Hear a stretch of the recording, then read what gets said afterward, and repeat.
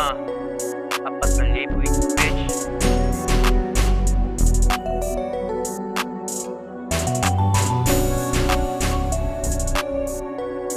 Hey. Yeah.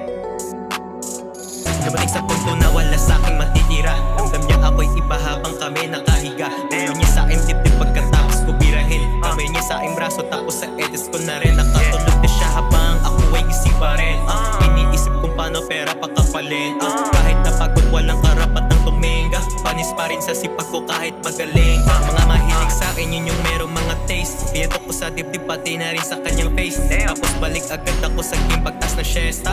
Ako yung tipo ng taon na hindi sa beksa. Sikat tapos yung bulsa naman ay sobrang brokey. Mainit sa tatter kahit na hindi iloki. Yung kanta ko tumutugtog tinatanong yung title. Sobrang flex kasi kahit walang hawak na barbell. Bawat iris ko dinadama buong detalye. Sobrang totoo ramdam mo bawat sinasabi. Naglalakad ako lahat sila naglilingunan. Mga bebot sobrang fine sa'kin nalilibugan. Kuha ko kanyang number 1 week bago to mag-call. Kahit na may boyfriend siya agad siya sa'kin na na-fall. Tuwa ko mag-angas kaya wag ka mabibigla. Pag nawala ako sa buhay mo ay nagsisisi ka.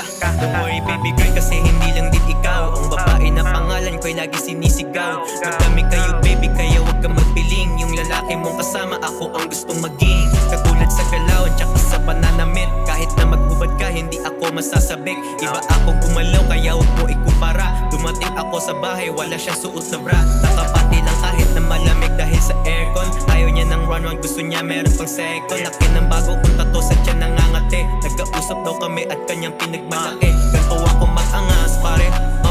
Ganto ako mag-angas. Yeah, ganto ako mag-angas pare.